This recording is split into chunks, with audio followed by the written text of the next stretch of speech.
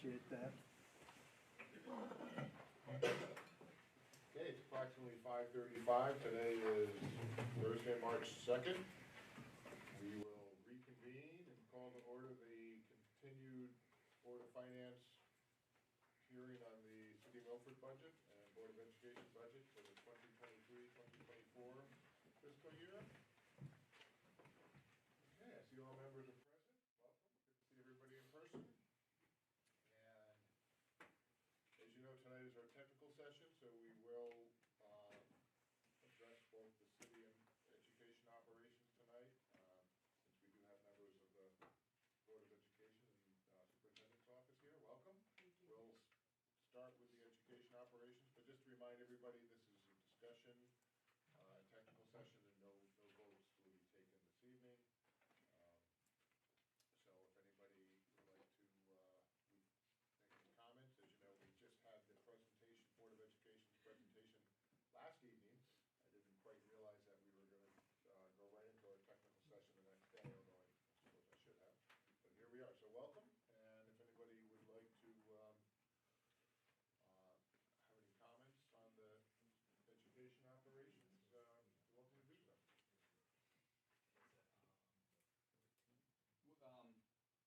I had a question yesterday, and I don't know if I articulated it well. Under school counselors, we've got the proposed change of 4 counselors.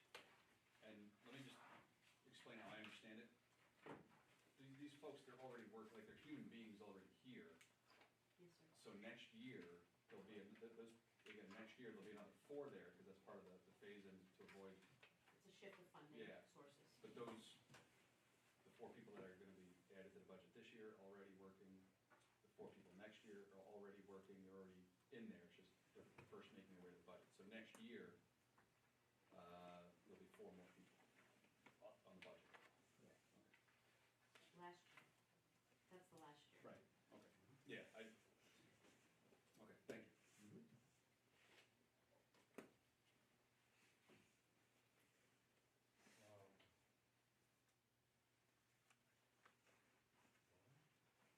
Well, one comment I have, we've done early play, the relaxation and letting kids play. I know it wasn't the first year, this has been a couple of years in the making. I see that as actually a good way, long-term, you're going to alleviate some of that social, emotional deprivation. If the kids play when they're 3 and 4, it'll work out much better when they're 16. So that was very encouraging to see. Thank you. Good job.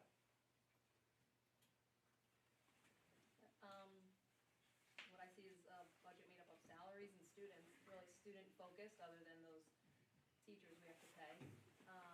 It's larger than we are used to, but, there are different needs than we had 10 years ago, and I think it is so student-focused that we are doing the right things for our kids.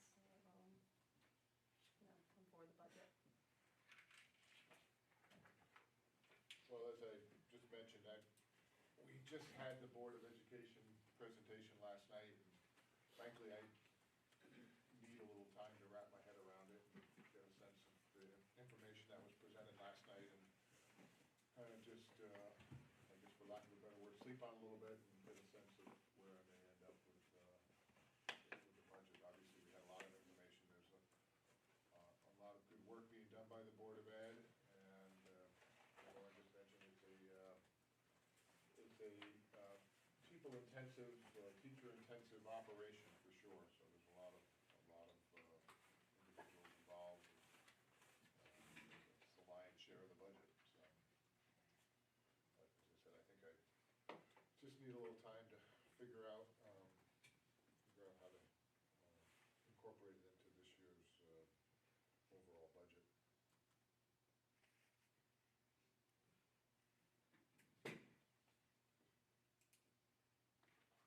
Mr. Chairman, you have till the 14th, because that's the date of the schedule. Yes, I know. So I think it gives us a little time, and as I said, when we put the budget schedule together, I didn't focus on the fact that we were literally 24 hours later in our technical session, so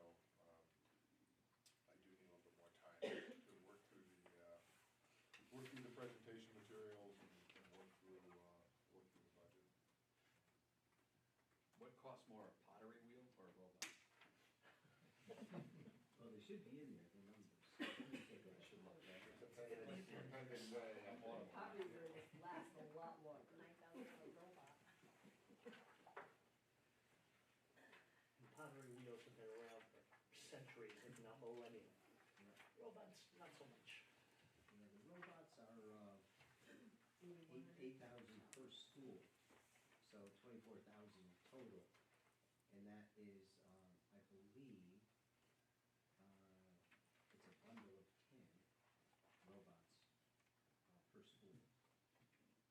And then that's only $2,000.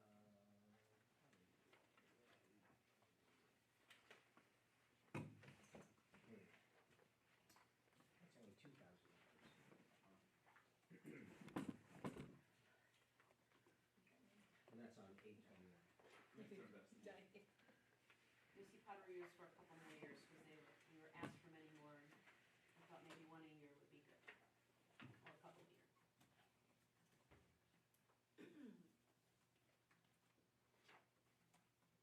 So is the STEM program now well established, or are you still investing in bring on teachers for that? So I hear two parts to your question, I think. So STEM, is, I think, there's a solid foundation at the elementary schools. We've revamped the entire curriculum, hired the STEM teachers, invested in a real lab at the elementary school. Kids are going to lab classes. It's very scientific, and they're very excited about it. We've done something similar at the middle school. So what we want to do, Mr. Arnold, is we keep going back to this phrase, the career pathways, and we have some work to do in those areas while we have a couple established. And with the money that we're getting from the capital improvement plan, of course, I think we're going to be able to build upon what we already have and introduce new pathways. And the tech ed and the STEM areas are probably the areas that are constantly changing, that we're constantly trying to keep up with the technology. So it's hard to say that we're established and done. I feel like when we've accomplished something, there's something else there to continue to grow. And that's only fair to our kids, so when they graduate, they can be competitive in the field. And so, I think we have a pretty solid foundation, in the earlier grades. We likely have some growing to do in 6-12, but there's a solid foundation there. It's not, starting from scratch.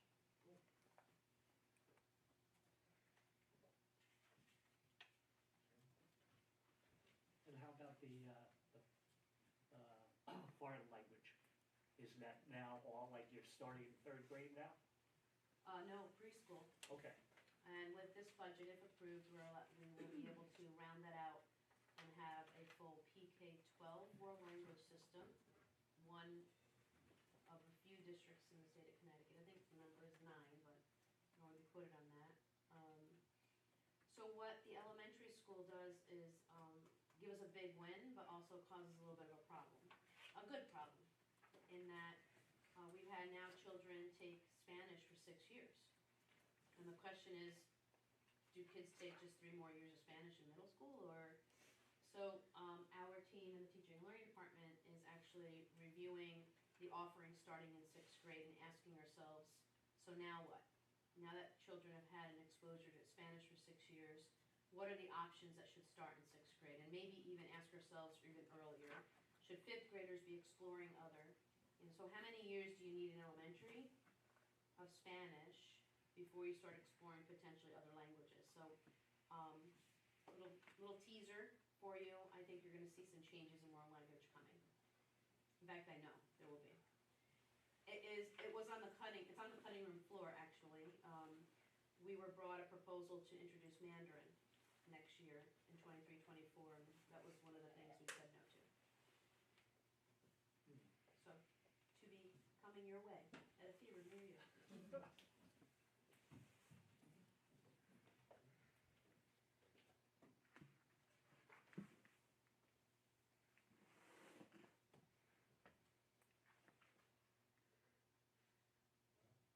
We sent you information, Mr. Lima, or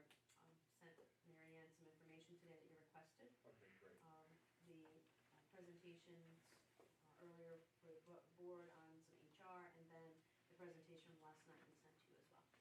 Excellent, thank you. I don't think I've seen it yet, but I'm certainly gonna take a look through it. Appreciate it.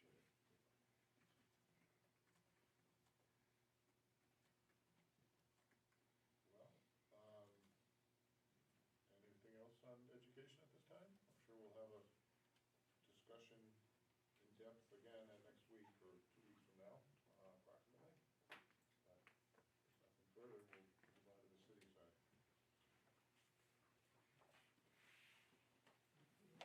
Thank you very much. Thanks for coming out. If you have any additional questions, feel free to contact I'm me. sure a few things might come up, so I appreciate the offer. Thank you.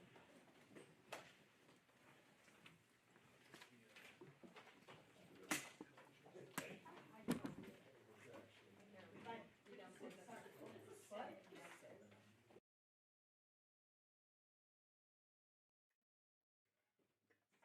Okay, city.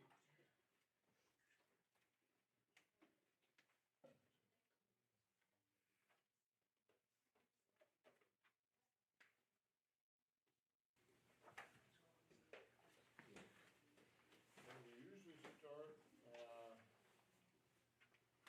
Peter, unless you have a different suggestion on page 14. Okay. With the general fund expenditures, I think it's the first.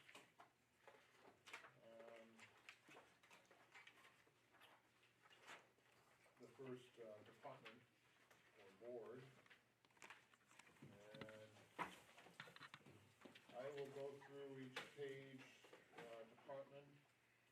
Peter had handed us a few corrections, technical changes, starting on page 19. So I'll go through page, if I do miss one of the technical changes, please interrupt and let me know, anyone.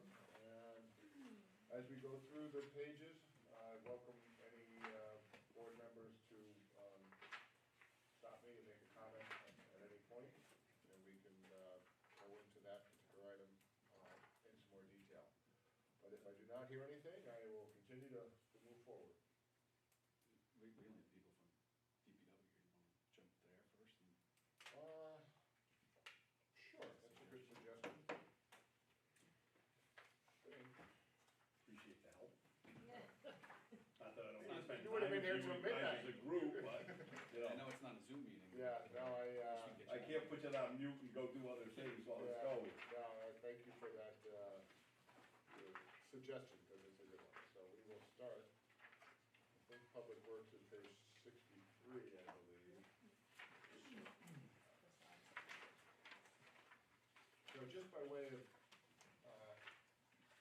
introduction, you may recall a couple of weeks ago when Public Works appeared before us at their department presentation. The director made a few comments about some positions and the thought of perhaps reclassifying or eliminating some positions. Some material was sent over to me, which I just forwarded to the board, which I know you just got probably earlier this afternoon, so I'm sure there wasn't a lot of time to take a look at it, or even print it out, but. What was this? I didn't get, Oh, who sent this? I sent it out, it was from Chris. I didn't see it. I sent it to you, Ben, but it was literally just a couple hours ago, but it wasn't, it was just the department thing. The B one, twos, and threes. Okay, yeah. I could shed some light on this. This is something that was put in, this is not normal. If you look at my mayor's message in the front of the book, we do address some of this. We just finished the negotiations for Public Works, and about 2 months ago, we signed off on their contract, just a few months ago, where we gave the wage increase, and then we took, was it 37 positions? 36, yeah. 36 positions where we adjusted it. The director, and the HR director, and the city attorney's office went through and specified which of those needed an additional amount. For us to then make additional wage adjustments would be, from a labor standpoint, untenable. We would not be bargaining in good faith. The way that we do that in terms of adjustments to wages, in terms of step increases, since the beginning of time, is that we do it through the labor, the management process. If we did it this way and included the budget, it would set off a lot of alarm bells. It would be something that we would get grievances for, and we would be accused of bargaining in bad faith. So that's why it was not included in the budget, other than the advisory that I put in the mayor's message. And I know that we had discussions Yeah, about that. if I can respond to that, I respectfully disagree with the mayor's assessment on that. But that's what the city attorney's office said, that's what the HR Hold on, department hold on. said. Well, Thank you, Ben. So, anything, so your message addressed with, let me just see what it says here, because I don't remember that.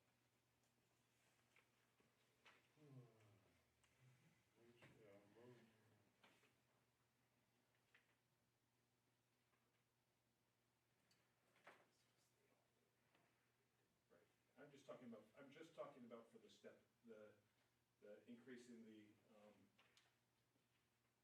increase in the rates. Again, there is a right to eliminate positions.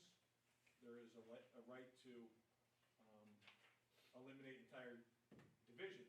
Sometimes you have to negotiate the impact with the collective bargaining folks, but we do have a management right or a right to eliminate wholesale positions. so if I could respond, you know, the mayor and I disagree on this subject. One of the things, that we did increase wages to a number of employees in the last contract. Presently, that contract was resolved and it expires in July of this year, or June 30th of this year. The city has struggled, and I think Peter acknowledged that at the last meeting that he had, about retaining good employees and bringing good employees in, for a number of reasons, but wages is one of them.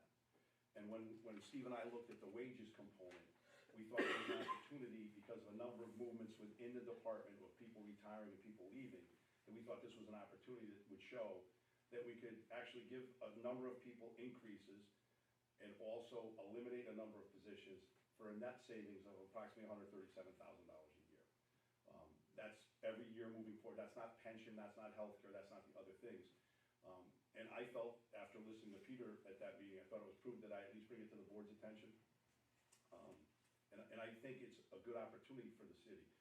The mayor brings up some valid complaints or concerns about the union, and all those, I believe, are legitimate, but I believe that we can work those out with the union, because we're all trying to get, number one, more wages to city employees and a more efficient workforce. And I think that this is one of the steps that I'd like to have the opportunity to do. You guys as a board have the right to look at it. And like I said, I felt it was my obligation, my responsibility as the director to bring this forward to you. Does this open up another round of negotiations with the We union? have, the proper way to do this is through negotiations and then making adjustments to the budget. It's not vice versa. I agree. So. Well, I'll disagree with you, because we've done it both ways since I've been here. I've been over 9 years here, and we've done it both ways. We've eliminated positions and brought positions on. And I just think that it's an opportunity for the board. We know that we're under constraints within the city in regards to streamlining efficiencies. And in order to do that, I think this is one of those ways. I've been here 12 years as mayor, and 8 years before that, we've never done it this way. We have MOUs all over the city. So. I'm not saying we don't have MOUs. Yeah. But we've never had the finance board and the Board of Aldermen adjust the levels and then try to negotiate through collective bargaining afterwards. It's just not done anywhere in municipal government. I know that we had that discussion already, but it would perhaps be grievable, and certainly not put us in good stead with the Department of Labor. And our contract expires, like I said, in June. The new contract will be started shortly. And we can Is negotiate through the the collective new bargaining contract agreement. already set, or you're just entering negotiations? The old one was 3 years behind, so it settled a few months ago, and it expires as of June 30th. The new one, which will be for the next 4 years, will start. And again, I'll disagree with the mayor on this, but 2 years ago, we removed the position and brought it and downgraded someone and put them in another position, and we negotiated it with the union after the fact. So are you on the verge of negotiating another 4-year contract, or it's already been settled? No, the new 4-year contract will start probably in the next 2 to 3 months. We just signed off on Right. a contract within the last month or so. For the previous, almost like the previous. Yeah, we were Existing behind. contract. We were The behind. existing contract. COVID slowed us down a little bit in terms Yeah. of, most towns and cities kind of slowed up with their contracts because it was difficult to meet with large groups of people. And a lot of those times when you have a union, you have literally 30 people at the table. Fire, police, public works are our largest unions, and they bring a large team, as does the administration's team. So if you waited to adjust these folks, it would be 3 more years? Is that till the next adjustment? It's on the verge in July. You're gonna start negotiations So you would start in- now for like July, right? Yes. And once So we at have the contract- best, you would bring this to the thing. We should not, in my opinion, we should not put it in here. I've just never seen it. I know that there was an example that doesn't make sense, but it's never happened in the history of the city of Milford, nor I think any other municipal, where they It's literally a bad set precedent. a target. And why have collective bargaining negotiations if you already kind of, it's bargaining in bad faith? I disagree with that assessment. Yeah, I don't know if it's bargaining in bad faith, but I do agree with the mayor that I've been on this board for a long time, and I don't recall us ever really quite approaching it this way. But having said that, I'd love to find a way to save $143,000 or $130,000. And perhaps, We could eliminate positions. I know that there was one that was targeted, and if there's 2 additional positions in solid waste that have been suggested by the department, those are 2 positions that we could take a look at, or your board can consider before the final vote on the 14th. So what does that do? If you eliminate the positions, the dollars go into a pool back to everybody else, or? They just don't get taxed. It doesn't get part of the, It's not an expense for us. not an expense, yeah, and then it's. One of the issues, over the last 5 years, we've averaged almost 20 vacancies every year. So we'll fill a few people will retire. That's a significant savings to the city over these last 5 years. In addition, like this past year, we asked for almost, what is it, $900,000 in additional savings that was cut out of our budget, or additional expenses that we believe were prudent for the city to expense. And we understand we want to have a flat budget. But with that said, this department as a whole has given more than any department in the city in regards to savings to the city, working for the city, and we're one of the most responsive ones and one of the biggest departments. And we'd like to try to run it in a way that's appropriate and reflective, not only to the residents of Milford, but the needs of the Milford residents.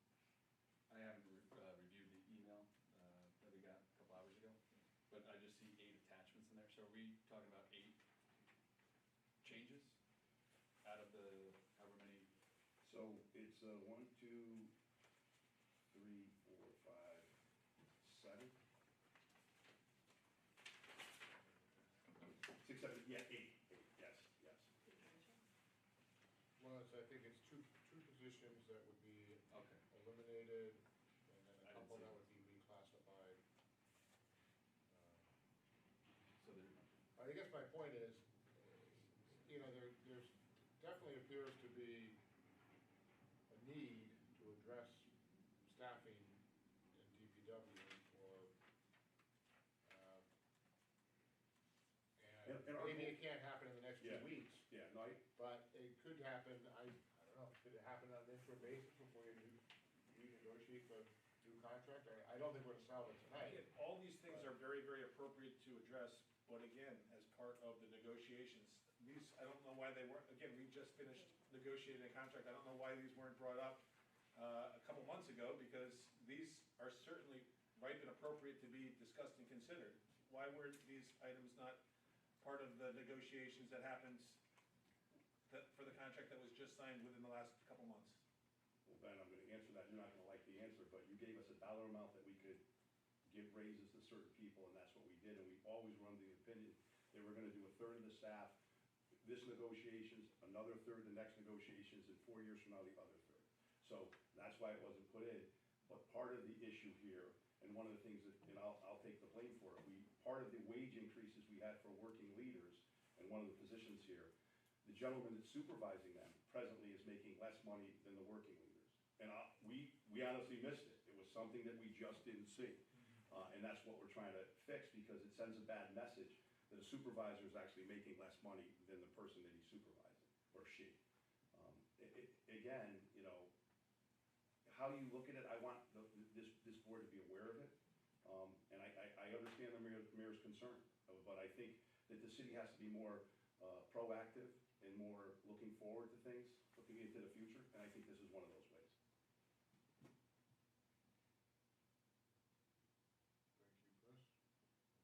Chris. Mr. Mayor. Bob. How many total employees are in DPW? Presently, I think we're budgeted for around 125, but I think we're right around 103 at the present time. But there used to be a lot more, because the sanitation department went from 100 people to 33 or whatever, I mean, it used to have, So, I forget the numbers, but I know they were a lot higher than where they are today. yeah, presently, when I started almost 9 years ago, it was about 155. So through attrition, we didn't lay off anyone. Reclassifying, I mean, I think the city was very proactive and very labor-friendly. They went after, and we looked at, in the mayor authorized money that we had for new trash trucks that made us automated, those were good things. But we also looked at other items to move around. An example, like we've cut the positions out of the office, and moved people around, again, through no layoffs, but, and we genuinely are trying to get better wages for our staff.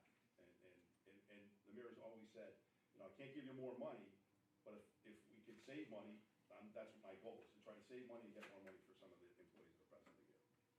So one example for solid waste sanitation is when we converted over to the automated trucks. We were required through the union contract for solid waste trucks, garbage trucks, to have at least three employees on each truck. And when we shifted over, we only needed one employee. But the requirement through the contract was that we had to have at least three on each truck for solid waste. And obviously that was a big savings because, and we were also able to consolidate routes a little bit as well. So we have been able, again, through attrition, to shed about a third to close to half of that department, about a third of that department, or division.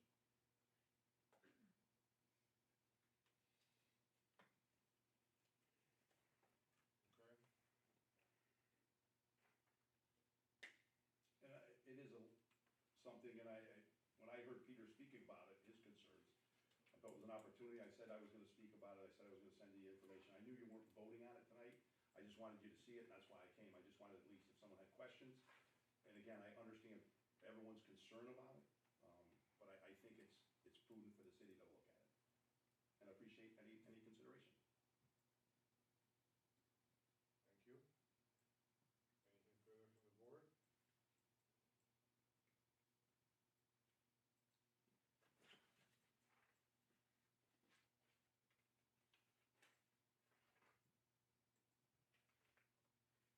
Gentlemen, anything else? No, I'm good. Okay. Thank you, everybody. Thanks for Have coming a- out. have a Thanks for great the night. information.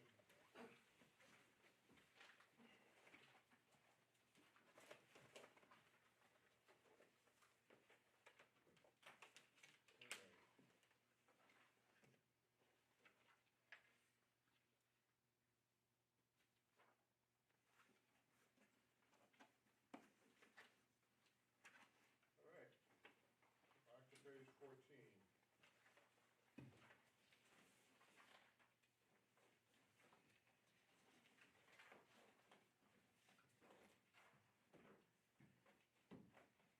All right, Board of Aldermen.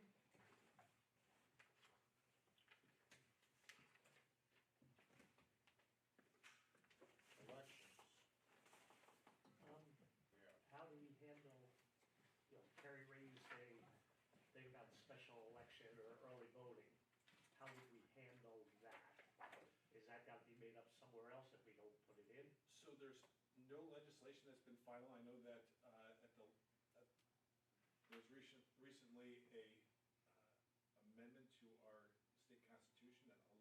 them. The legislature hasn't actually defined how it's going to take place. In fairness, for the last 3 years, we've had early voting. It didn't cost us anything else.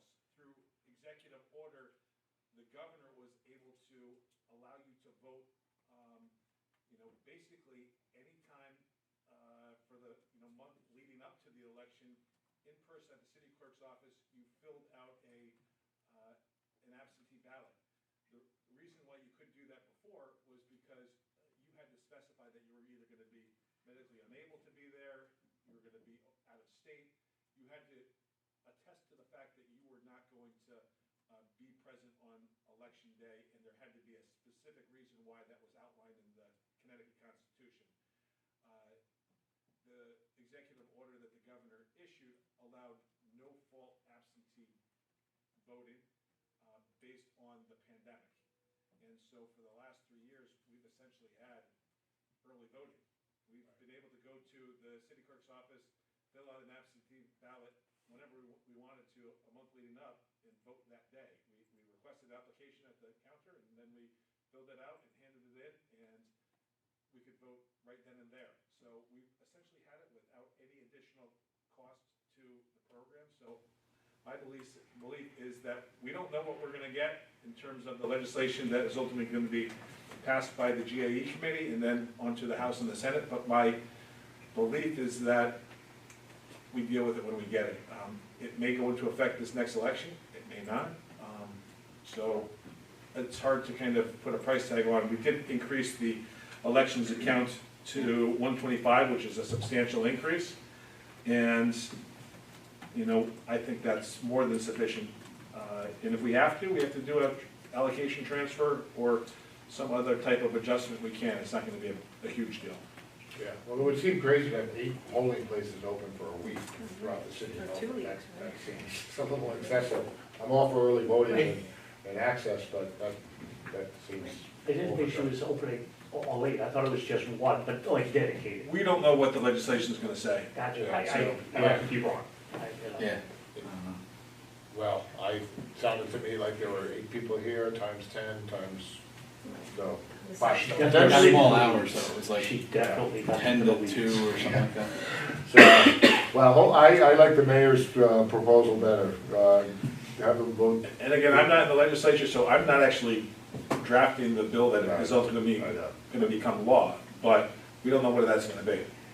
Yours is a common sense approach, so it probably won't be adopted in Hartford. I just know that this is going to apply to 169 towns in Connecticut. Yeah. And if there's a huge cost associated with it, I think that there's going to be some resistance. So I would think that wiser heads would prevail in Hartford, and they would take into consideration any type of cost associated with it.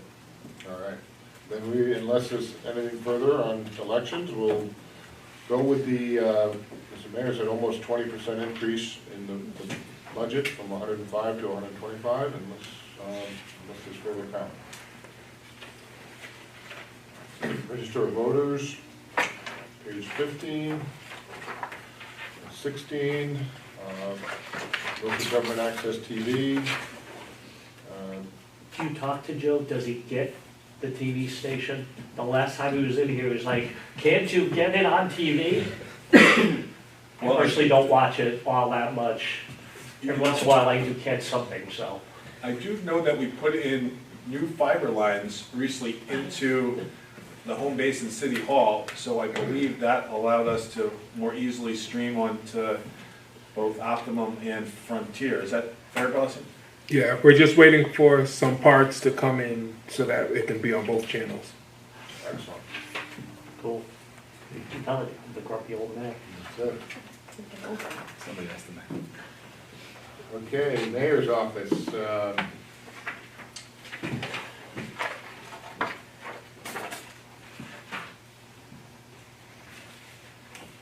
for an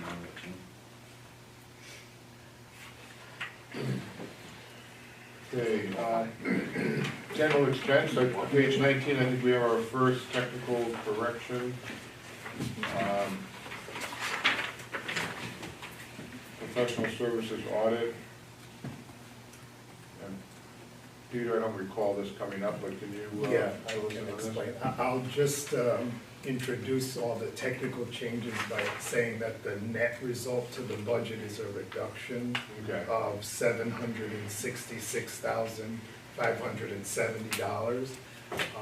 This, on page 19, this happens to be a small increase to the professional services audit. This relates to the annual audit with our independent auditors, and the fee has been relatively flat for over a decade. And, they've been approaching about an increase because of the cost of paying their staff. And also, I might add, there have been ongoing GASB, Governmental Accounting Standards Board standards, new standards to implement. And usually it would be the cost wouldn't be, additional costs wouldn't be necessary, but we recently had to implement GASB 87, which pertains to operating leases. And the city and Board of Ed have a number of operating leases, and we needed to get additional help aside from the audit to implement GASB 87. So we took a hybrid approach of using our internal staff, but we also needed some outside help. So that accounts for part of the increase as well. Okay, thank you, Peter. Any questions? Okay, what's general expense, anything other, general expense that anyone has any, comments on? I think it's remained pretty flat. All correctly, community development.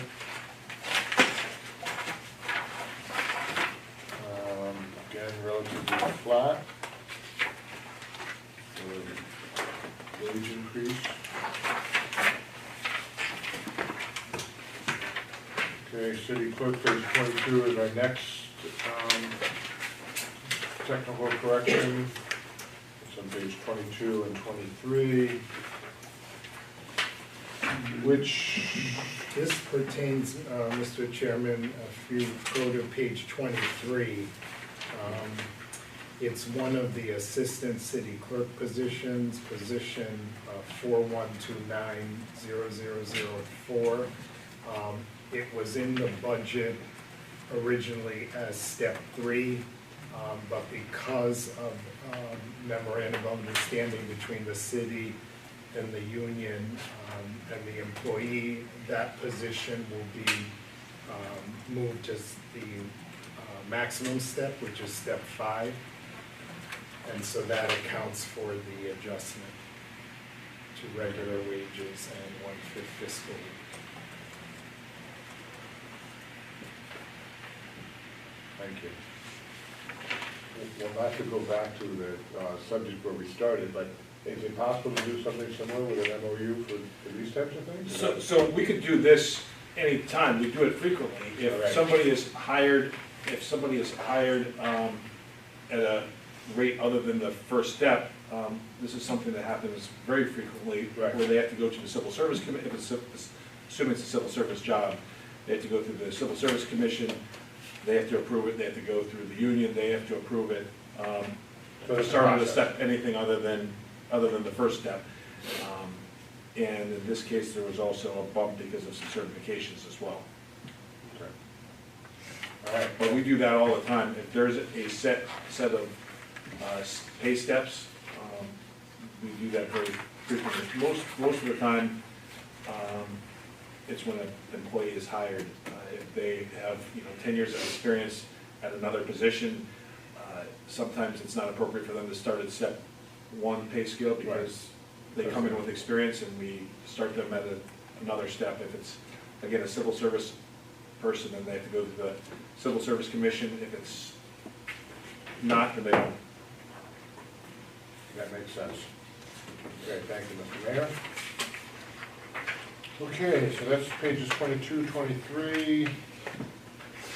Law Department 24, I don't think there was anything there. Ethics Commission.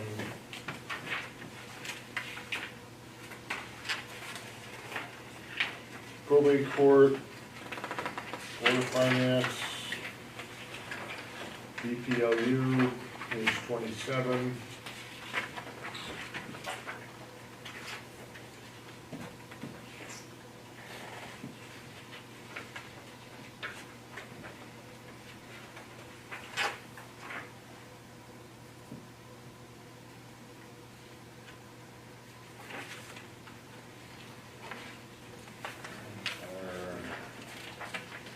Board of Assessment Appeals and ZBA.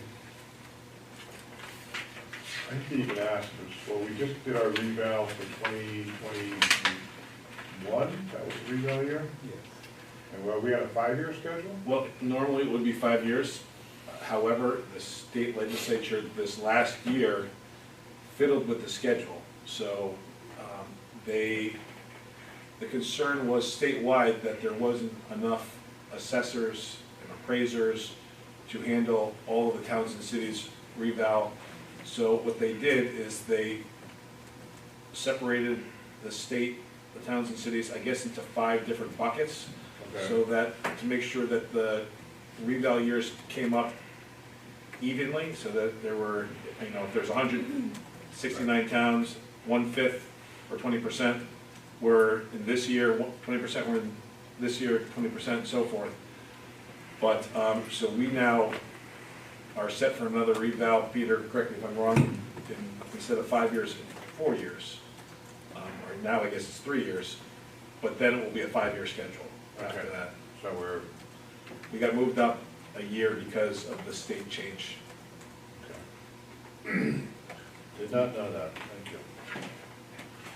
So that would bring us to 2025, I guess, right? 2 years, or maybe 2026? I think 2025. 25. October 1st. 25, okay.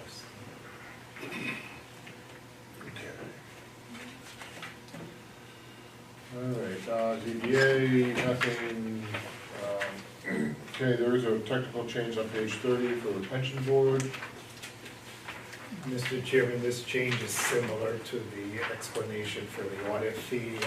I'm just allocating it across the various accounts. Thank you, Peter. All right, flood and erosion control, tree commission. This is more of a general question, but I know the city's been proactive in getting a lot of trees planted over the last couple of years. Is that coming out of this budget, or there doesn't seem to be enough money in there to do that? Or is it coming out of public works, or? It's predominantly, if not exclusively, coming out of a reserve account called the sustainability account.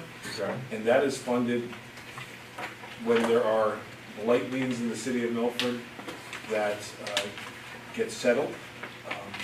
Either there's a transfer of property and the new property owner pays off the blight lien as part of the sale, or a property owner wants to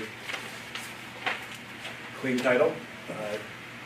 They pay a blight lien, and generally those checks are deposited into the sustainability account, or they have been deposited in the sustainability account in the past, and it allows us to do things like purchase trees. Did not know that, thank you. Do we know approximately how much we spent last year on that trees? I believe, so last Earth Day, Arbor Day, we had a tree giveaway. The year before that, we had a tree giveaway. I know it is less than $25,000 because we didn't go out to bid. That's for the tree giveaway that is again coming up this April for Earth Day, Arbor Day. Great. And each year it's named in memory of someone who passed. The first year was named in memory of Kid Arecchia, who was a longtime member of the tree commission. Last year was named in honor of Martin Hardiman, longtime alderman. And this year it's in honor of a longtime Milford teacher, Celine Sandor, who recently passed. I think it's a great program, it's money well spent. Hopefully it'll grow over time, as they say. All right. It's been a long week, Scott, already. Moving on. But in addition to that program, the city does plant trees, and we purchase trees. Right. I know that I forget how many we did this last fall. I think Jeremy Grant gave a read out of his presentation, maybe? I don't think so, but we might have. I want to say somewhere around 50, 60 trees that Public Works planted over the fall, but I could be larger, larger trees with a. Yeah, the ones, some of them are pretty small. Any Maybe. further? Maybe 80.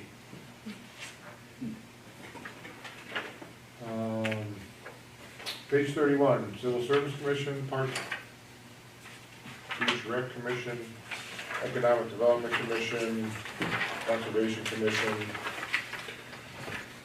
Veterans Parade Commission, and of these, we did go through the, during our department hearings, but they're all They basic. do the flags, just a general question. This is the thing for the flags of the graves. Yes, the Veterans Cemetery Association does that, yes. Oh, and the Veterans Ceremony Parade Commission does it as well. One does it for Memorial Day, one does it for Veterans Day. Thank you. Housing Code Board of Appeals, Open Space.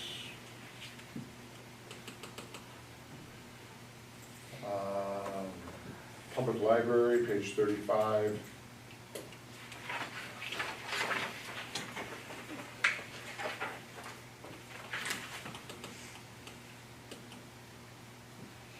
Finance Department.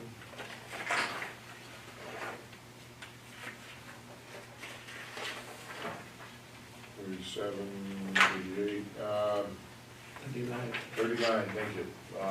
IT, or formerly known as MIS.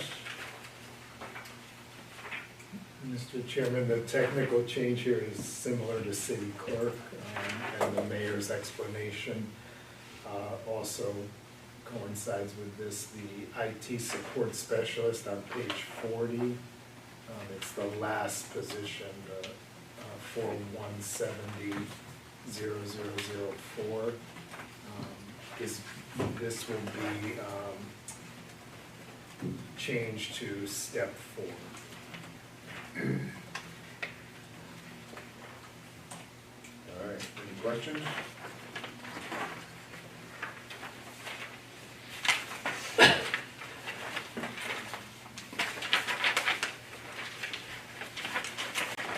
We're ready for 41, there's a technical change, 41, 42, and 41, 42. Mr. Chairman, this change relates to page 42. This is an actual, an update or correction to the Human Resources Assistant. This position was formerly in the MEA union, and then I noticed in the recent Milford City Hall Employees Association union that she was now part of that union as the other HR positions were Okay. moved there.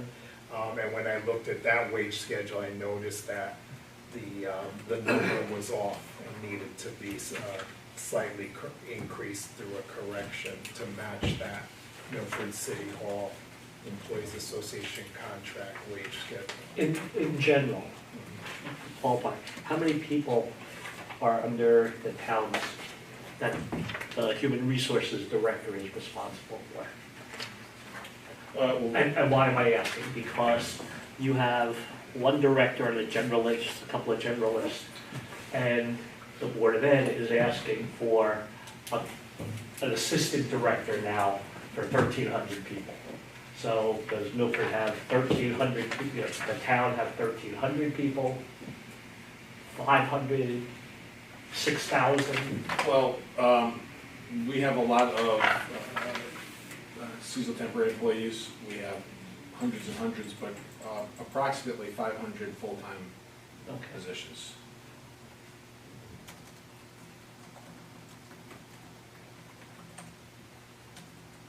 But then another 300 or 400 Coming and seasonal going. temporary. You also have to include the retiree. It helped to administer the retiree benefits, the pension administration as well.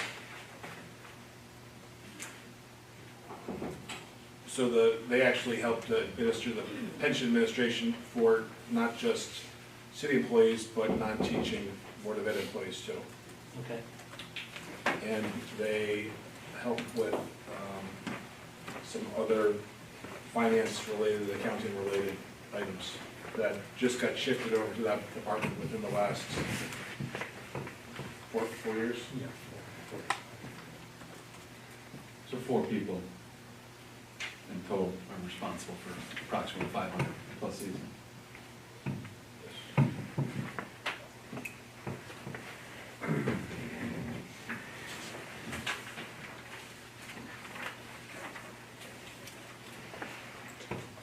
All right, thank you. Anything further?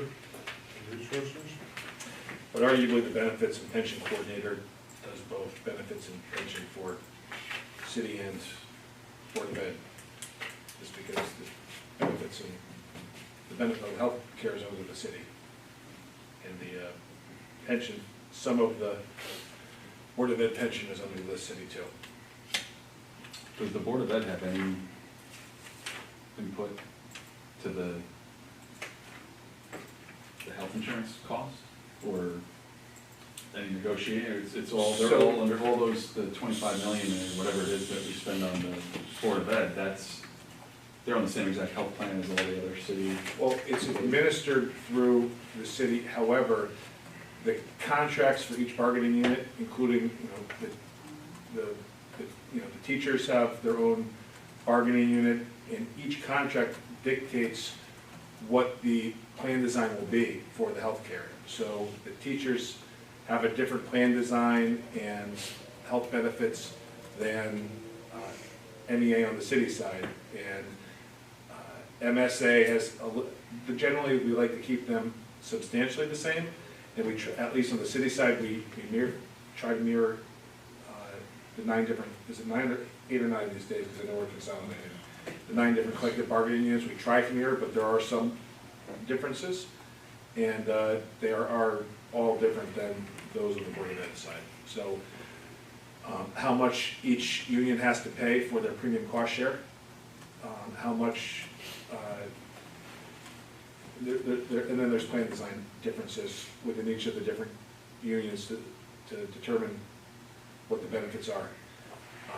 On the Board of Ed side, I know that now everyone is in a high deductible plan, whereas there are still folks on the city side that are on the PPO plan.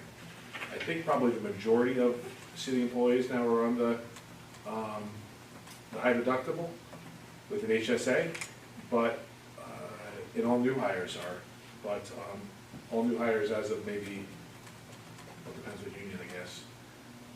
All new hires for, I think all the different unions now are on the high deductible HSA.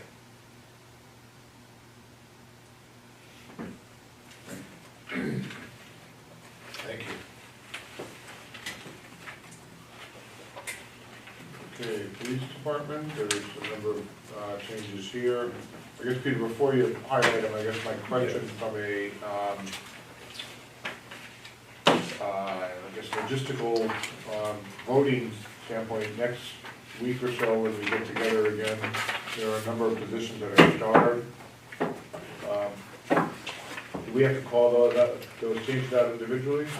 Because of the number of asterisks, I would recommend that you don't necessarily have to go to each one individually. We can just say all of these various as presented, Okay. to make it easier.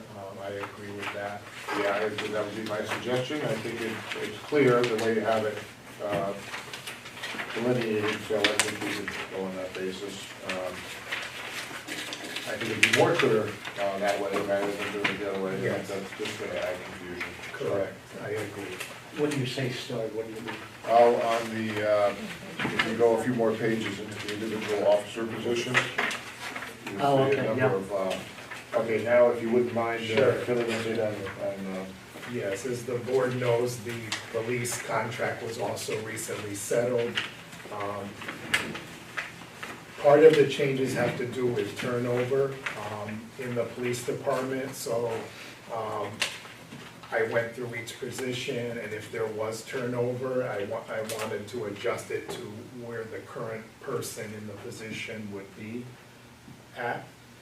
And also the step numbers were changed in the wage schedule.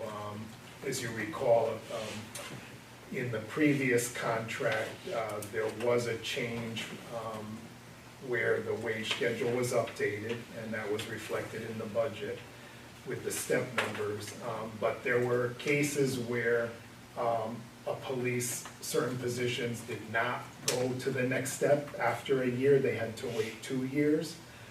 So in this recent contract, the city and the union agreed that it would work better with the Munis system and with the city to just, to make the step in, go to the next step each year, but the dollar amount would stay the same. So if a person had to wait 2 years, the step would go to the next step number, but the salary would stay the same. But it made it easier for administration and for tracking purposes, et cetera. And so as a result, for example, the max step used to be step 6 for a police officer, and now it's step 10 because the steps were expanded to reflect that, people are in certain cases waiting 2 years to go to the next step, or 1 year, given whatever rule was applicable. And so I had to make sure that the steps matched the system and the contract.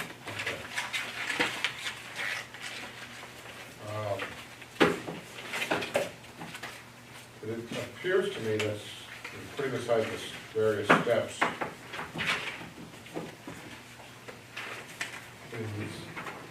some of this wages or salaries seem lower.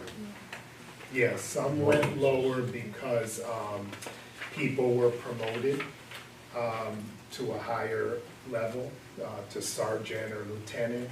Okay. And so the replacement is at a lower step.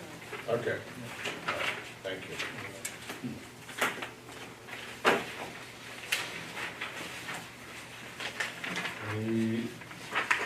Any other questions?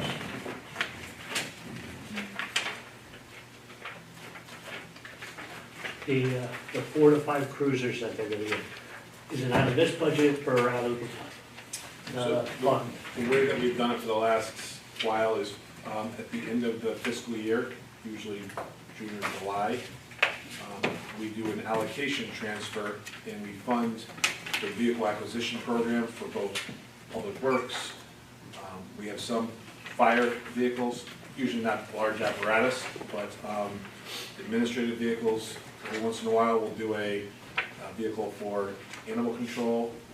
We used to only do police administrative vehicles, but about 4 or 5 years ago, we folded in cruisers. So we do about $220,000 in cruisers as well. And but that doesn't appear here. And it hasn't, maybe it's been put in over the last 4 or 5 years, but we've always zeroed it out. And we have funded it through what we call the vehicle acquisition program, which is an allocation transfer at the end of the year. It doesn't go through your board only does budget memo transfers. The Board of Aldermen is the only, body that sees the allocation transfers. Okay, thank you. Thank you. Okay, page 51. Fire department, maybe I should ask Chris while he was here, but I know that the station roofs came up and it appeared that they would be covered under some other fund, not the general budget. We do have funding included in this budget to do repairs to the fire stations. Right. They may, and again, there's money in the existing budget that we have now to do some of those repairs. It sounded like some of these issues were more immediate, even more immediate than being able to wait till July 1st, 2023. So Right. I know that the fire chief is working with our public works to try to address those issues sooner rather than later. Okay. Anyone else on fire? So when Chief Ito made mention that there was a need for an additional $225,000 for the roofs, we can assume that that's taken care of. We don't have to Well, put that in consideration. and again, it wasn't our capital improvement plan, but again, the fire department gave the capital improvement plan update to us sometime in November. And it called for those roofs to be out 3-4 years. And that's where it fell on the capital improvement plan that was adopted by the Planning and Zoning Board in December and the Board of Aldermen in January. I think we're gonna need to adjust that timeline, because at least one of the roofs seem to be leaking now. And I don't know whether or not we're gonna address it through a short-term fix as we wait to put it into a bond ordinance. Generally, roofs and things like that are capital in nature, we usually bond for those. Or whether we're gonna, again, come to your board through a budget memo transfer, but certainly if there's a leak, we're gonna address it as soon as possible. And I know that they've already gotten quotes from some local roofing contractors. I thought headquarters, I mean, it's probably been 15 years, but headquarters was just done recently, wasn't it? Very recently? I think probably sections of the roof were. But Yeah, I mean, a while ago, but not by roof life standards. Okay. Thank you, anything further? And fire department.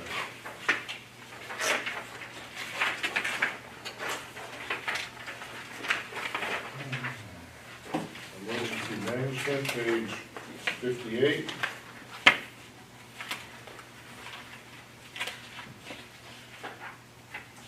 Animal control, page 59.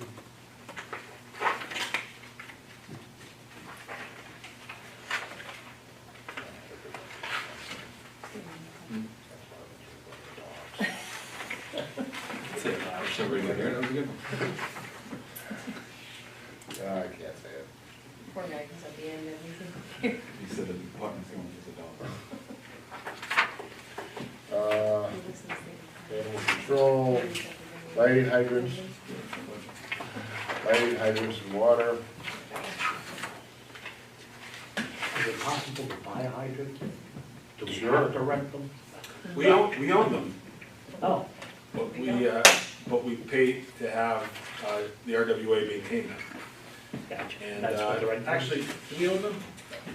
I think we own, do we own them? We have about 1,400, and we install a few more each year. And the reason I think we own them is because we pay for, it's about $5,000 every time we install a new hydrant. Yeah. So I think we own the hydrants. I believe that we pay to have them maintained each year through RWA as a service. However, to have, this expense is the amount that Milford has to pay to have the water available to the hydrant. And it's an exorbitant amount, and I've spent a lot of time over the last 10 years trying to push back on this, because there is a formula that RWA has that really whacks Milford. And it's because we are so well hydranted. We have so many hydrants and so many, large lines, and it's the number of linear miles of hydrant lines that you have, it's called your fire service fee. And Milford, in our RWA, the towns within our area, have to pay a lot, but Milford has to pay more than any of the other towns, including New Haven, just because we have so many hydrants and so many linear feet of hydrant line. There are other water districts like MDC in the Hartford area, where they don't charge anything to municipalities for the water service or the fire service. Our RWA does it differently. I've tried that. I lobby them to change the formula, or even consider going the direction of MDC, because you shouldn't be penalized for making your city more safe. We saw that in Detroit, when there was no incentive to get the lead out of the pipes in Detroit, and you had all these lead-lined pipes. There was no incentive to make those water company pipes safer. In this case, they're actually giving you a disincentive to make your city safer by charging such an exorbitant rate for fire service. And every time you make your city safer by putting on an additional fire hydrant, you get penalized for it or have to pay more. And is it a separate network of pipes as opposed to general water supply? It is. Who knew? How many hydrants do we add a year? I think we budget for like 2 or 3. Do you ever retire old ones, like just, hey, we don't need one? You should check his backyard. So in addition to the 2 or 3 that the city puts in, and sometimes it's more, but the building code and the fire code are such that if there's a new development, Yeah. they're required to install their own fire hydrants. And they pay that same price. And if it's on private property, they are supposed to maintain it. However, I believe that we actually pay for not the installation for private fire hydrants, but I believe that we pay for the maintenance of private fire hydrants, just because when the fire department gets there, we want to make sure that it works. So I believe that even for private fire hydrants, I think we actually pay the cost. I'm not positive. Well, most of them, are, like in the subdivision, are gonna be located within the public right of way anyway, a lot of them, so. Maybe not the hydrant themselves, but the piping usually is gonna be in the roadway. Sometimes, but a place like Lexington Green, where it's a community unto itself, Yeah. you'll have private roads, private areas. Speaking of roads, there's been so much work downtown, and I don't know what they're putting in, the pipeline, National Pipeline Company, are they replacing, gas lines, or? So another one of my big issues, if not my biggest issue I these know. days, is Southern Connecticut Gas. Regional Water Authority is contributing to some of the chewed-up roads, but it's mostly the Southern Connecticut Gas that's not coordinating with anyone. I've tried to schedule a meeting with their folks for now the last month and a half. It was supposed to be 2 days ago when the coordinator was sick, so it's a frustrating subject for me. We're trying to adjust our local regulations. Our city attorney's office has worked with me, but we need to kind of improve the way that we issue road opening permits. And we need to hold utility companies and other folks more accountable so that, one, they give the city of Milford, the fire department, the police department, the mayor's office, everybody who needs to know better notice, because there's entire areas of the city last summer that were closed down that emergency vehicles couldn't get through and nobody knew. Right. And we need better communication, and also, we have roads that we spent lots and lots of money on. We want to make sure that we're not paving a road, and then the next year, the Southern Connecticut Gas Company comes and rips it up. We've tried to coordinate with them. They're very, very, very difficult to coordinate with. Again, I've spent a month and a half, probably a dozen personal calls from me to Avangrid, which is UI, and Southern Connecticut Gas, trying to get a meeting to coordinate which roads they're considering for this year so that we can coordinate our operations. We have projects for some of these roads that we want to make sure are done in concert, as opposed to, again, throwing away money. One of the things that I've lobbied for is a new ordinance for road opening permits. I've presented it to the aldermen 3 times and they just haven't addressed it. But to require that if the gas company or utility company rips up a road, and it's a road that's between 0 and 5 years old, they have to repave it curb to curb. If the gas company rips up a road that's between 5 and 10 years old, and they impact more than 50% of that road, they have to pave it curb to curb, or they have to pave it curb to center line for the impacted area. Over 10 years old, they would have to only pave center line to curb if they impacted more than 50% of that area. And there's some other requirements that I think are necessary to make sure that we're just not throwing money out the window with our paving, because we've done a lot of paving in the last 5 years. We've paved, over 20 miles of road each of the last 5 years, and that's a huge dollar investment from the city, and we have to make sure that we guard the pocketbook, and we need to implement some of these changes so that we don't keep getting walked over by these utilities. Cherry Street's like a war zone. Yes, it is. And part of it, that's the timing of it. Yeah. They lay the trunk line, and you have one company that lays the trunk line, and they get paid for the linear feet of line that they put in, and instead of coordinating it so that the laterals are installed immediately following the trunk line, I recognize that it's two separate subcontractors that do it, but there should be better coordination so that it all happens at once, so it's not ripped up for 6 months, and then 6 months later, they come in and rip it up again. It's all done at once, so they can let it settle for the appropriate period of time, and then mill and pave and have a brand-new road. And the utility companies just aren't interested in that, and their subs aren't interested in it. And I really think that's something that we need to get, a place that we need to get to, and, you know, I've proposed changes, they just haven't been finalized yet. Thank you. Okay, Public Works.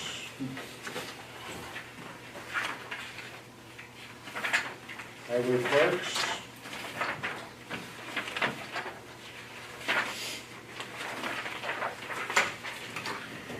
I forget, for page 65, the miscellaneous professional service fees, 100,000 to 30.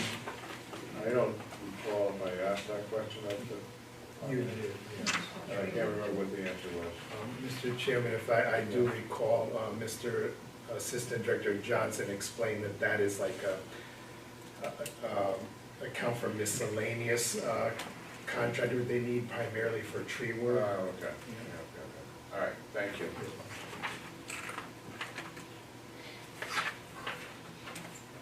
That's Highway Parks. Page 69, building maintenance.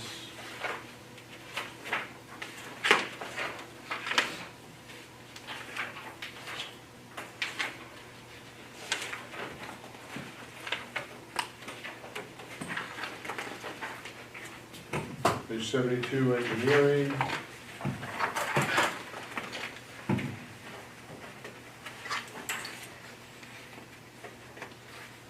Page 74, general garage.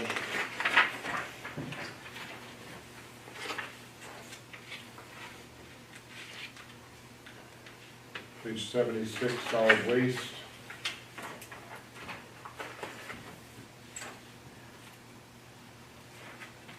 Page 78, public debt service.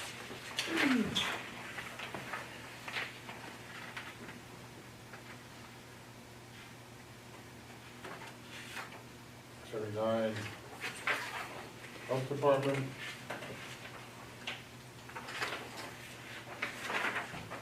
82, Recreation Department.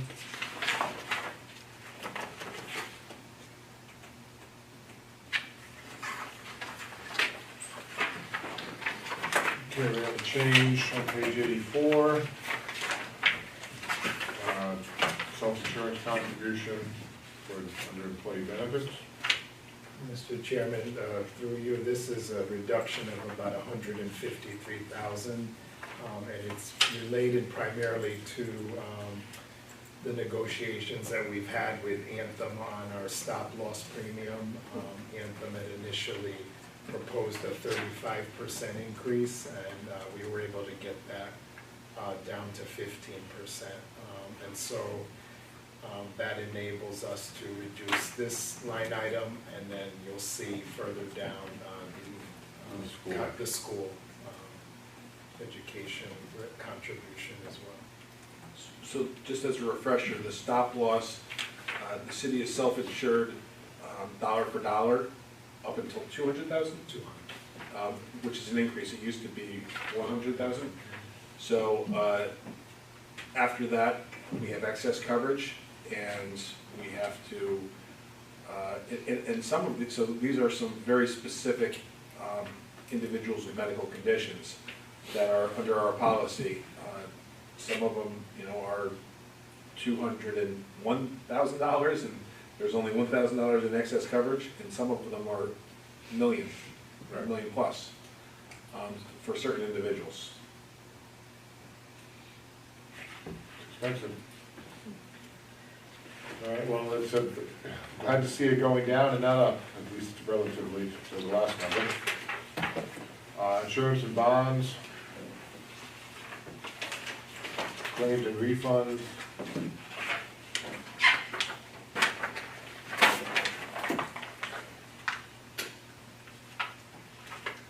Benefit salary reserve.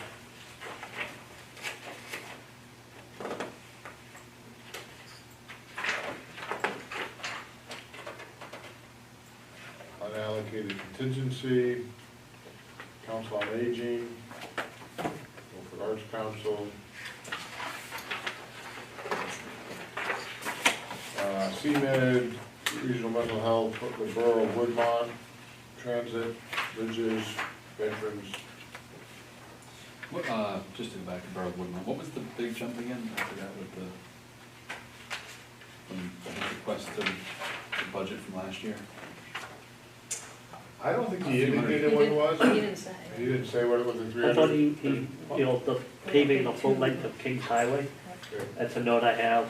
Sidewalk project over by New Haven Avenue, and the Belmont Green, drainage. Those are some of their capital projects. Most of this grant that we give to the borough goes towards maintenance. And whenever they have leftover from the maintenance, this year will be a good year because there wasn't a lot of plowing. So they plow the roads, they do pave the roads, they pay the electricity for the lights. They maintain their stormwater. They're on the city's sanitary sewers, however, so we maintain, or they're part of the city of Milford's wastewater system. And obviously the city sanitation or city solid waste picks up the garbage and recycling for the approximate 1,700 residents of the borough. But they do have their own public works for certain maintenance projects, sidewalk repairs, things of that nature. But this is mostly for the contractor that they have. Right now, it's Malco Construction. So this year will probably be a year where they have some extra money left over because their snowplow budget and some of their other budgets didn't get tapped that much. But they pay for some other things through this grant. In addition to that, they are also eligible for some grants. So they got money from ARPA like everyone else, and I know that some of that ARPA money, I think they have targeted for some of those capital projects that you just mentioned.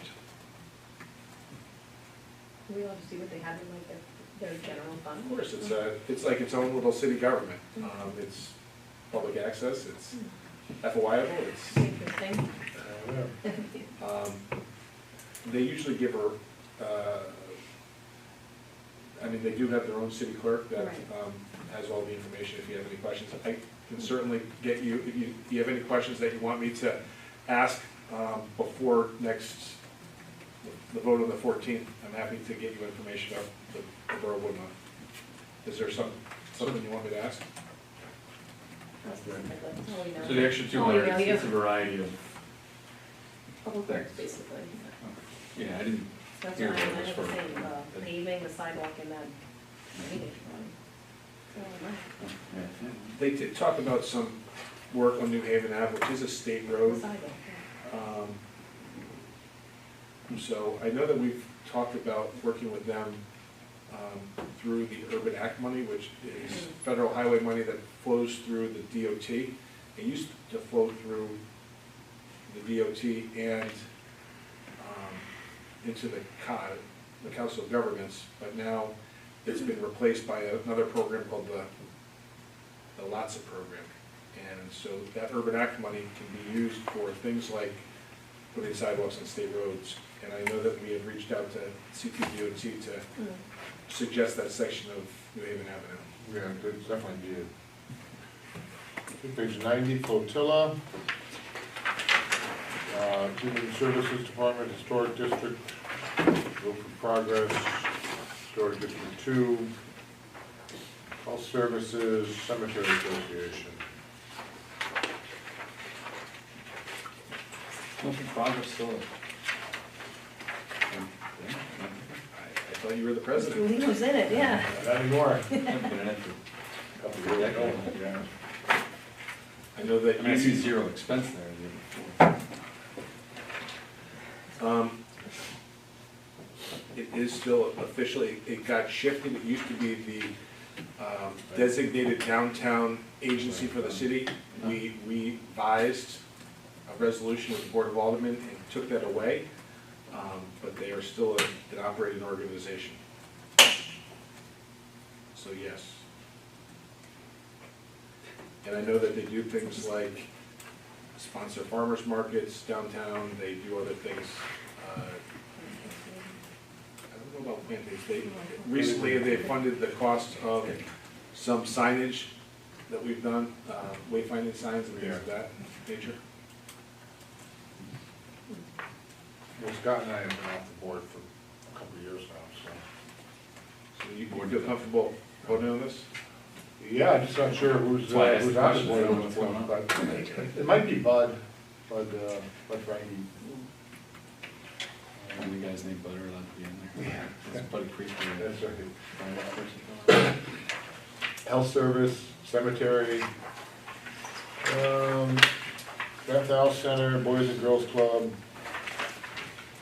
literacy volunteers, HPC. Who took over the literacy center? I don't know. That was, I It was forget her name. Tammy. I do know that the Leprechaun Leap is I scheduled. saw that.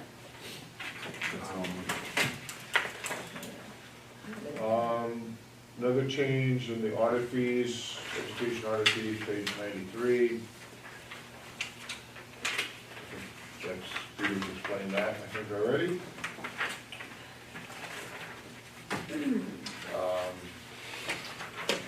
All right, page 94, Peter has also addressed, but this is the reduction based upon the anthem discussions, negotiations.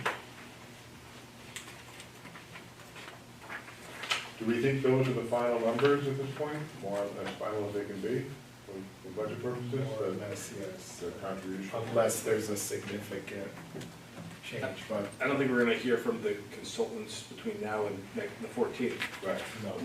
We may have an update before the Board of Aldermen makes their determination in May, but Yeah, this update just came about a week ago, so I was just in time for the Board of Finance. Big jump from 21, 22 to. These people, these have a lump sum appropriation in there already.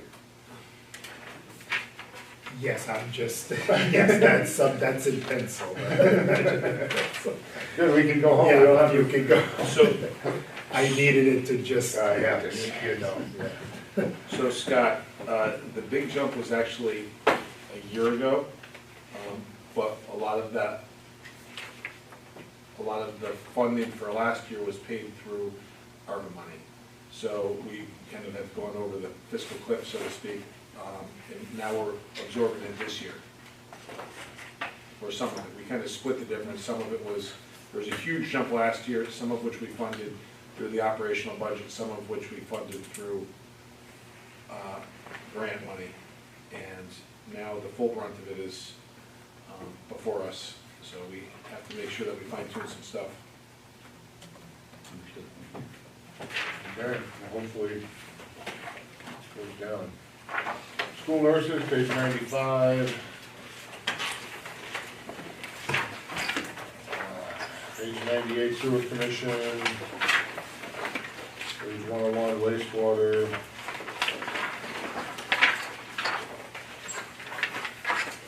The enterprise funds, these are all more or less self-contained.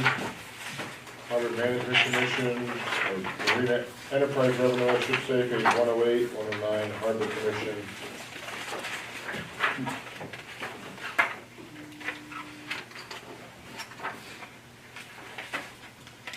And then golf course, page 112.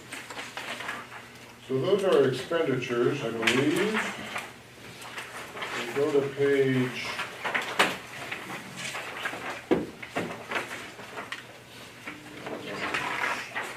page 4, just to peruse General fund revenues.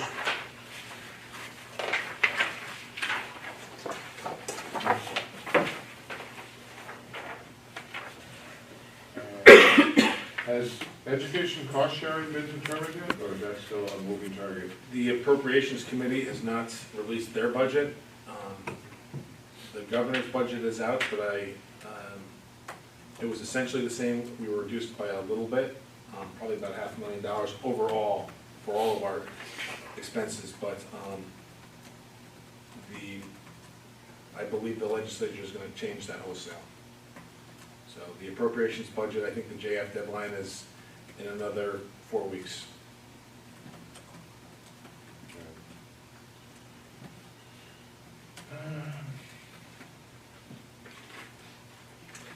How many bingo permits do we issue?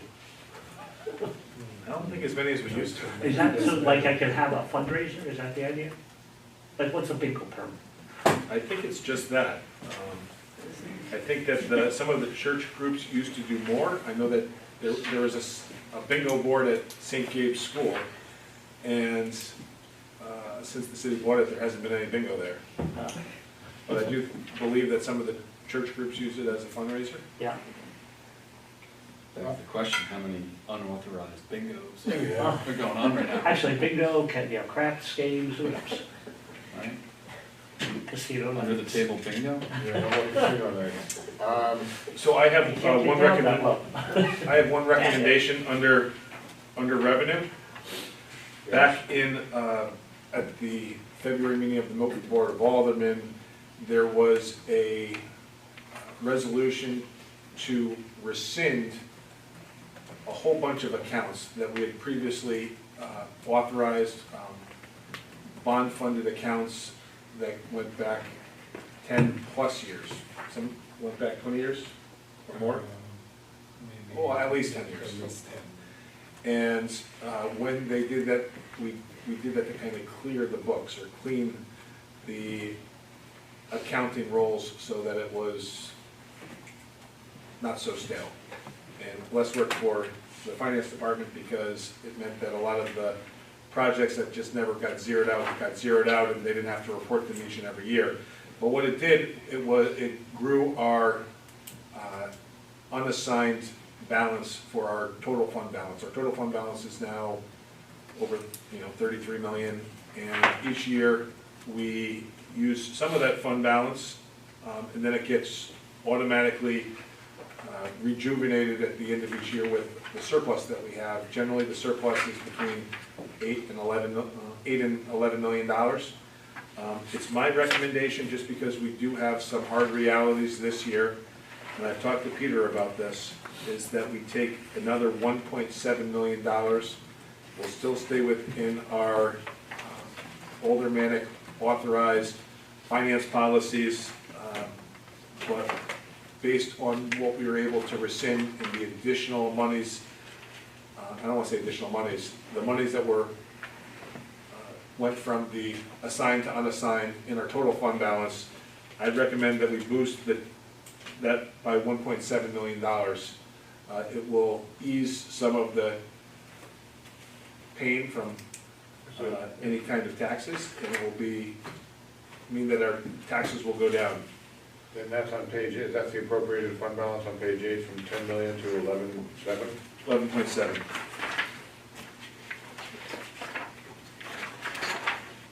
Well, And again, I would have included that in my budget, but it's something that the Board of Aldermen just took up last month. okay. Well, it's nice we have the money to move, I guess, right? So, I had a question and I can't recall. Property tax relief municipal revenue share, was that the sales tax portion? This is page 5. That's a grant that we get from the state. Well, last year it was $1 million and this year it's 300,000. Oh, that is from the municipal revenue sharing account. I think it's derived of a portion of the sales taxes, if I'm not mistaken, but the amount, it's at the state's don't know if discretion is the right word, but they have to calculate, and it's not a guaranteed amount or, you know, solid Right. amount given, at the time we work the budget. It depends on the number of factors, and if the state is able to do it, they do distribute, some money from that fund, if any, to the cities and towns. And so we were fortunate in this current fiscal year to get the $1,080,000. So we're hoping we, you know, get more than the 300,000 that we're estimating, but it could be 0, it could be 300, it could be more. It's something that's determined by the state and the status of that fund. Yeah. Again, hopefully when the Board of Aldermen adopts the final budget, we'll have more information from, you know, we'll certainly know what the Appropriations Committee is gonna be recommending for grants, including this grant and the ECS and some of the other big ones. But, we won't know the final figures until the legislature adopts its budget. The last day of session is June 7th, and generally we have our tax bills out before then. So we may have to use our best estimates for calculating, but we're usually pretty close. Okay, I just caught my eye that was originally set up where if the sales tax was generated in the town, you'd get it, right? And then they decided that didn't work. It worked for us, but I it think didn't they work. regionalize it, you're right, we have a ton of retail, Yeah. and, our sales tax will be up there. Yeah. Good for Milford. We just have to play for the police and fire, but not get the revenue to do so. All right, that's all I have on revenue. Anything else?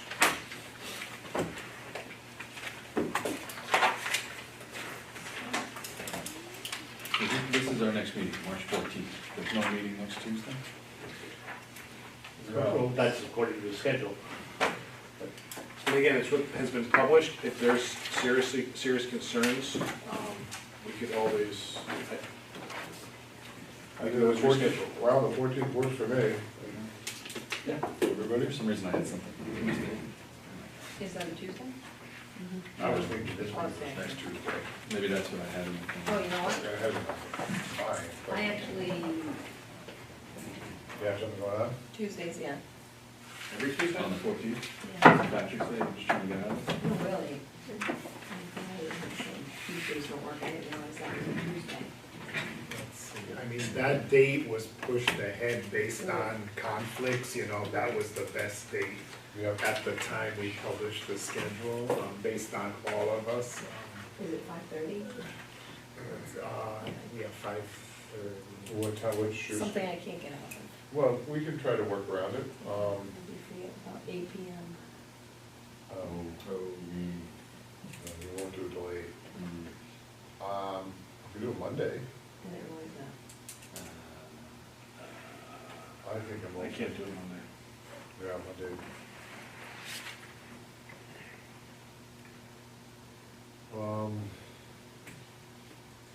Wednesday? I guess I said Yeah, we Tuesdays were thought you were. good for me, and then I didn't realize that. But, you know, oddly, I have Tuesday. Wednesday already in my calendar, so, yeah.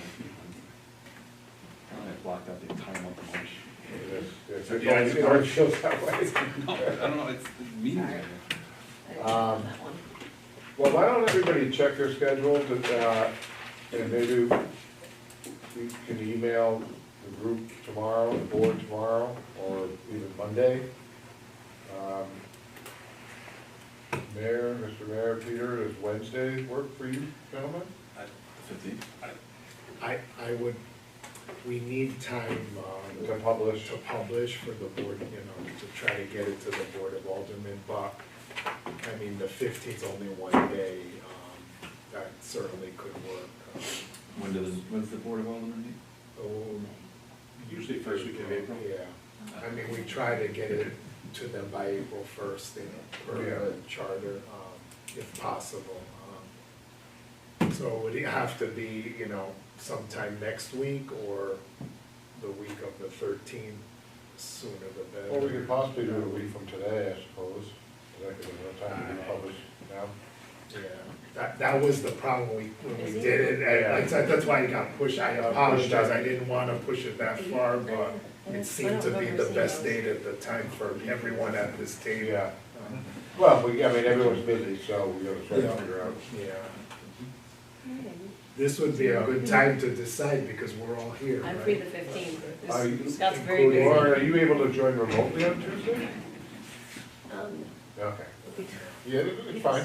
Sorry. It's fine. Could it be Wednesday?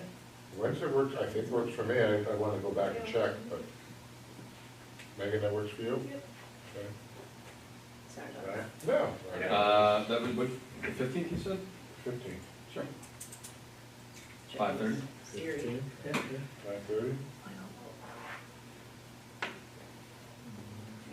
March 15th, Wednesday, 5:30, Tony? Mhm. in person. Deleting the 14th. Yeah, we will, I'll talk to Mary Ann, we'll have to notice a revised schedule. Okay, good. Well, I'm glad we figured that out when we were all here. Good catch. I'm glad I looked into Yeah, I'm that. glad you Tuesday, I mentioned really that. didn't notice that. So, you want me to make a motion that we recess until Yes, thank you. Wednesday, March 15th, 2023, at 5:30 PM? Second. Is this gonna be in person or over Zoom? We'll be right here. Live and in person? Yeah. In person, Same yeah, back- same channel, same same place, place. in person. Okay, all right, there's a motion made to recess until March 15th. Second. Second, all in favor? Aye. Aye. Opposed? Alrighty. See you in 12 days. You guys? Thank you.